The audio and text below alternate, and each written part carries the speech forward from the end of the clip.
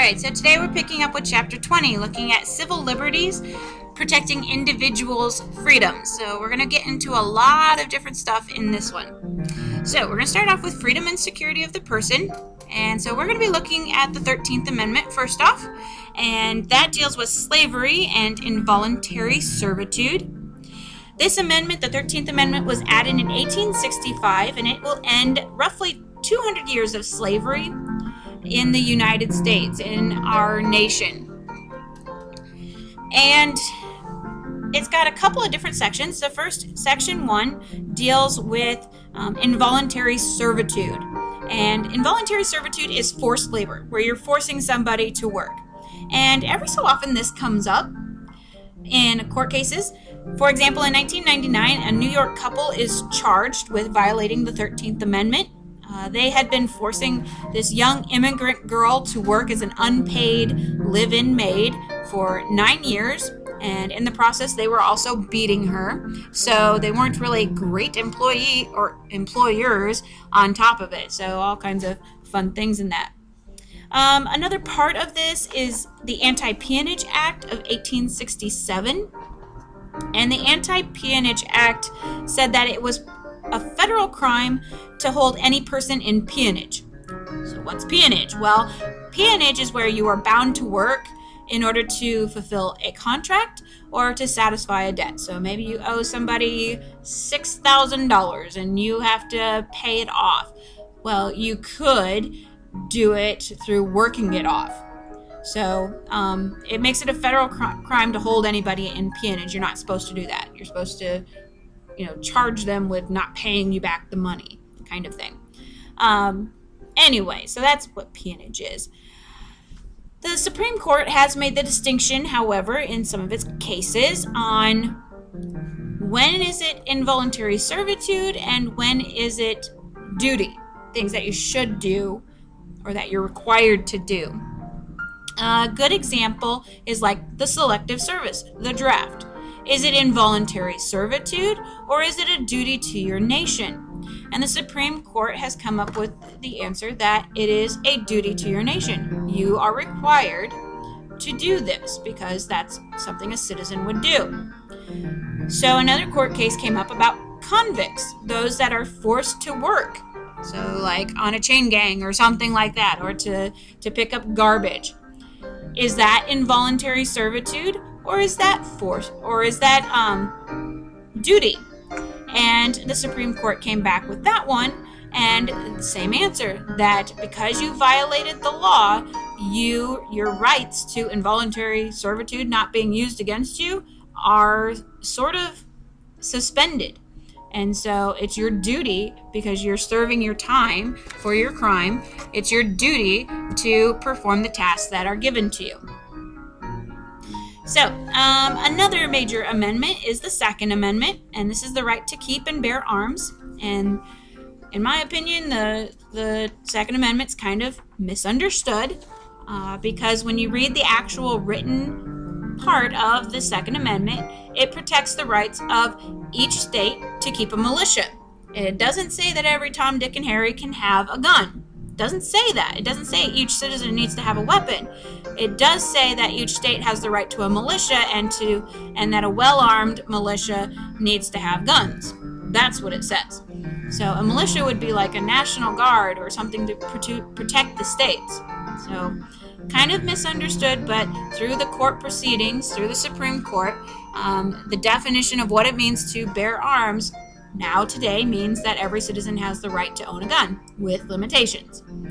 So the case of U.S. versus Miller in 1939 is going to uphold a section of the National Firearms Act of 1934.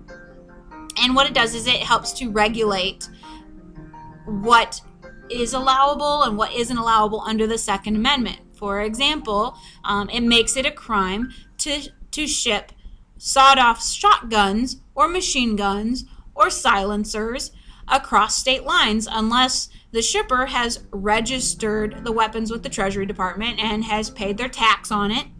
And the reason for this is the court said, well, we can't really find much link. There's no reasonable link between a sawed-off shotgun and a well-regulated militia. Sawed-off shotgun doesn't say that you're there using it to protect yourself. That, it seems to me to be a bit excessive kind of thing. Overall, basically with the Second Amendment, there's no guarantee that your right to bear arms is free from restriction by the government. You have that freedom as long as the government doesn't restrict it from you. It's kind of how it sums up. So the next part is security of home and person. The Third Amendment deals with this, and the Third Amendment forbids the quartering of soldiers in private homes. It has never been the subject of a court case, so nobody's ever challenged it. So kind of interesting. The Fourth Amendment deals with searches and seizures, and it prevents writs of assistance. And a writ of assistance is a blanket search warrant, basically saying, I think you did something wrong. I want to go check your house and search it and see what I can find. There's no reason to believe the person committed a crime. You just don't have to like them, kind of thing. And this was used commonly by the British kings prior to the Revolutionary War, that they didn't like somebody, so go search their home until you can find something that we can use against them, sort of thing. So that's why we have the Fourth Amendment, is because it's a reaction to that. As a result, with the Fourth Amendment being in our Constitution, the police must have a proper warrant, and they have to have probable cause to believe that they're going to find something if they search. So probable cause is just reasonable grounds to suspect that you're doing something illegal. So maybe they catch you swerving on the road. Well, if you're swerving on the road, there's reasonable expectation that you could be drinking and driving. So that would be probable cause. They could search your vehicle. If they get a search warrant, they can search your vehicle. You don't need to have a warrant if the evidence is in plain view. So if you have a 6-pack of beer in your back seat and the police officer can see that through the window, it's in plain view. They don't need to get a warrant to search your car. Now, if it's in the trunk, then they do, because they'd have to open up parts of your car. There are certain searches. Wow, cannot talk today. Okay, so there are certain searches that are warrantless or allowable that you don't have a warrant. For example, if there's a fire and the police are there and the firefighters are there, and they happen to notice in the course of putting out this fire that there was a meth lab, and that's probably what started the fire. They have the ability then, because there's no expectation of privacy, because they're in your house to try and stop the fire from burning down your house, they are then able to gather or collect evidence because it's a warrantless or allowable search. Another example, nobody uses them anymore, but phone booths. The glass phone booths that Superman comes out of. Well, if you're in a phone booth, there's no reasonable expectation of privacy because it's all glass around you. So if you're raping somebody in there, they can collect the evidence from it because there was no reasonable expectation of privacy. Or if you're doing pot or doing drugs in there, they can seize any evidence. They don't need to get a search warrant for it. So if they find something, then you're arrested. An arrest is just a seizure of a person. It doesn't mean you're guilty. It doesn't mean that you're going to jail. It just means that there has been some probable cause that made them believe that you're doing something illegal. So with automobiles, they don't need a warrant if it was a movable scene of a crime. So maybe you hit somebody and it was a hit and run. You took off. Well, now your car is a movable scene of a crime, so they don't need to have a warrant in order to search it. If they think it was suspected in a kidnapping, it's a movable scene of a crime. They don't need to have a warrant to search it. Now, if they're just pulling you over on a routine traffic stop and they want to search your vehicle, they need to have reasonable grounds to look for evidence.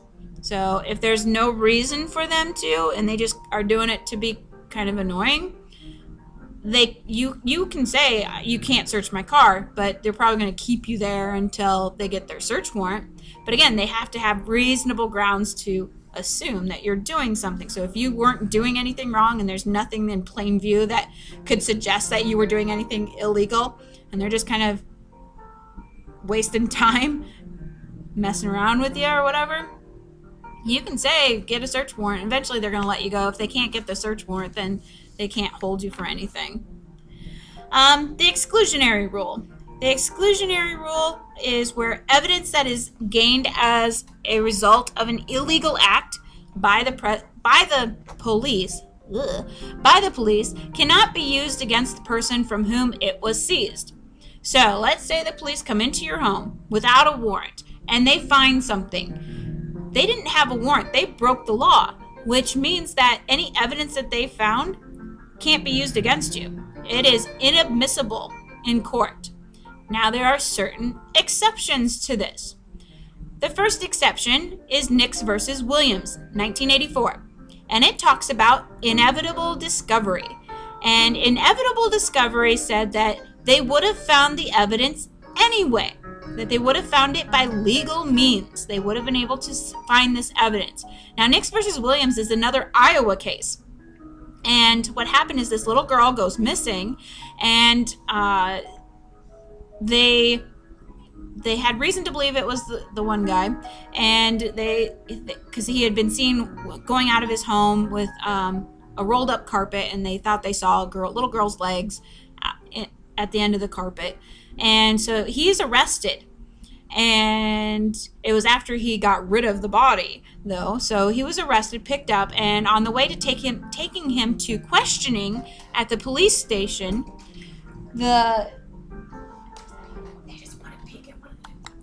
So like I said, he was in the police car, being taken to the police station, and he's being questioned by the police officers in the car, saying, this little girl, it's right before Christmas. We really want to get her back to her family and help her out. And eventually he confesses where he left the body. And he did this, however, without having his rights read to him. And so he's going to take them to court, saying, I didn't have to tell him where the body was, that kind of thing, that I did it without the legal counsel and all this kind of stuff coming up.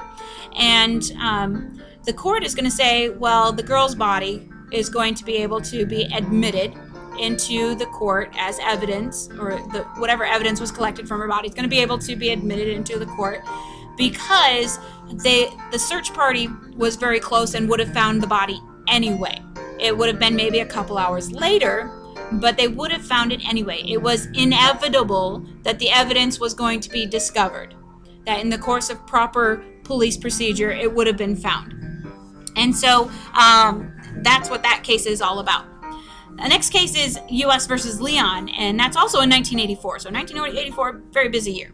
But the 1984 U.S. versus Leon is going to deal with good faith. In this case, there was a faulty warrant, that the warrant said something incorrectly. So maybe instead of the house being white, it was a cream colored.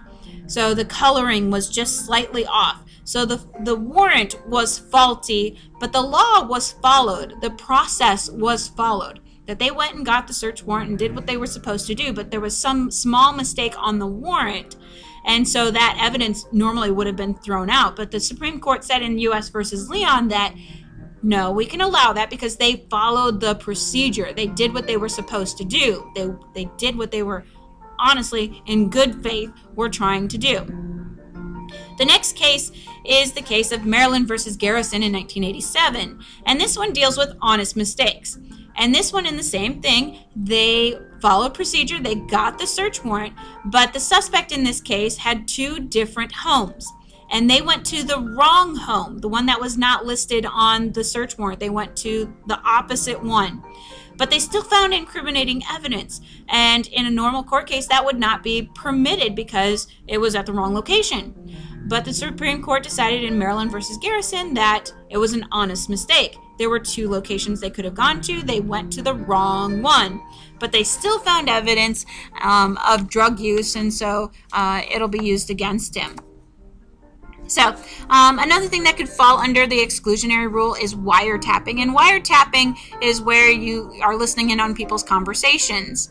And in some cases, that can be excluded because a lot of times it isn't approved of. It's done illicitly. But the case of Olmstead versus the U.S. is going to protect persons, not places, from being wiretapped. The police still have to get a warrant before they can place a bug anywhere, and it is under close court control, so it's not like they can just go do it for anything they want. They do have to have certain limitations, but it protects people, not places. So if it's a public phone in a restaurant and they bug it, whatever they come up with on that, and they can use it. So it protects people from being bugged, but not places.